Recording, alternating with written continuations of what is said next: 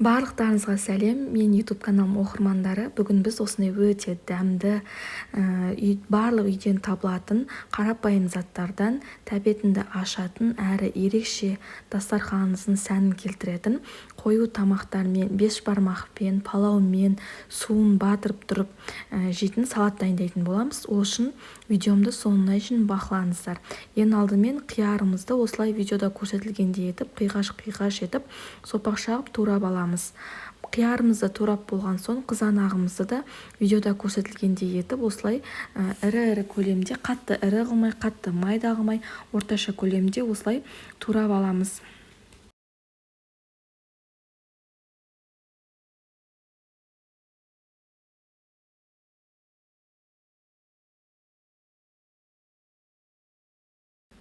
Қияр мен қызанағымызды турап болған соң пиязымызды да осылай сопақша ұзын қылып турап аламыз.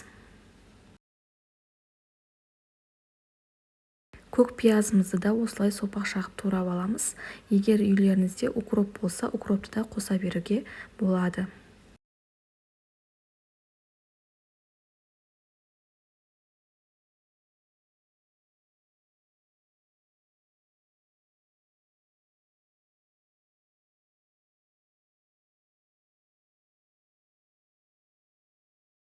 Барлық керек заттарымызды турап болған соң дәміне қарай тұзымызды себеміз.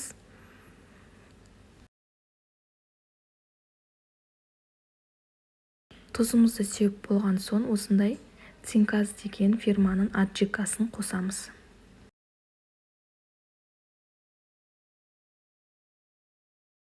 Тұзымызды қосып болған соң осындай Циnkaz деген фирманың аджикасын қосамыз. Қалауларыңызша көбірек қоса беруге болады. Дәміне қарай міне барлық керек заттарымызды қосып болған соң, турап болған соң қолдың көмегімен салатымызды араластырамыз. Міндетті түрде салатты араластырған кезде қолмен араластыру керек. Сол кезде ауамен араласып салатымыз әдемі болып көтеріліп тұрады. Міне біздің салатымыз дайын болды. Өте қарапайым, үйдегі бар заттан жасалады. Дәмі де ерекше, тәбетіңді ашып, дәмді болып тұрады. Сіздер де міндетті түрде жасап көріңіздер.